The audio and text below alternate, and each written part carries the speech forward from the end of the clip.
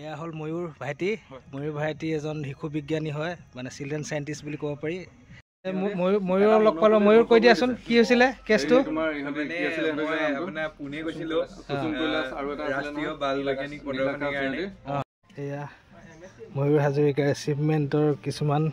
copy ময়ূৰক আধা কোৱা হ'ল তাতে কথাবোৰ এই ময়ূৰ কৈ দিয়াচোন এচিভমেণ্টটোৰ বিষয়ে হয় মই প্ৰথম মানে 2021 চনত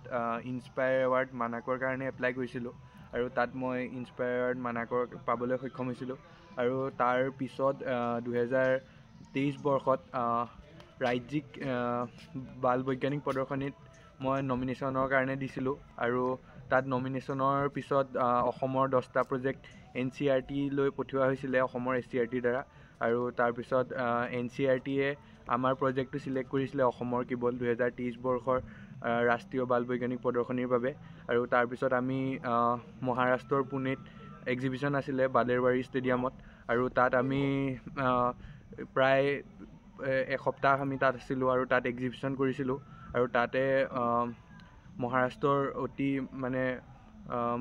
সন্মানীয় ব্যক্তিসকল আহিছিলে আৰু আমাৰ প্ৰকল্পসমূহ পৰিলক্ষণ কৰিছিলে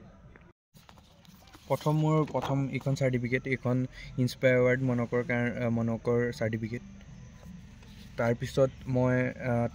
ইয়াৰ পিছত অসমৰ মাননীয় মুখ্যমন্ত্ৰী ডক্টৰ হিমন্ত বিশ্ব শৰ্মা ছাৰে এখন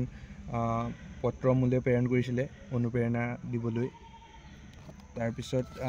ৰাজ্যিক পৰ্যায়ত ষ্টেট লেভেল বাল বৈজ্ঞানিক প্ৰদৰ্শনীত পাৰ্টিচিপেশ্যনৰ এখন চাৰ্টিফিকেট আছে তাৰপিছত এইখন হৈছে নেশ্যনেল 50 RBPP চাৰ্টিফিকেট আৰু লগতে যোৱা বছৰ মাৰ্চত এখন হৈছিলে north east India science fair তাত আমি পাৰ্টিচিপেট কৰিছিলোঁ লখিমপুৰৰ প্ৰতিনিধি হিচাপে মোৰ এই প্ৰজেক্টটোৰ নাম হৈছে স্মাৰ্ট ব্লাইণ্ড ষ্টিক এডাল বিশেষকৈ অন্ধ লোকৰ বাবে বনোৱা এডাল লাখুটি হয় যে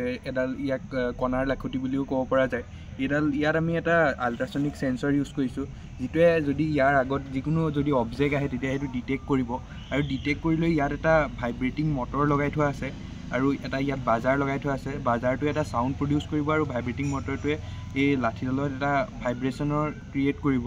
আৰু যাৰ ফলত মানে যদি আগত কিবা বস্তু থাকে অন্ধ মানুহজনে যেতিয়া এডাল লাখুটি লৈ যায় এই লাখুটিডাল যদি লৈ যায় তেতিয়া তেওঁ গম পাব যে আগত কিবা এটা মানে বাধা আছে আৰু তেওঁ মানে সতৰ্কিত হ'ব পাৰিব যে আগৰ বাধাটোৰ বাবে তেওঁ সতৰ্কিত হ'ব পাৰিব এনেধৰণৰ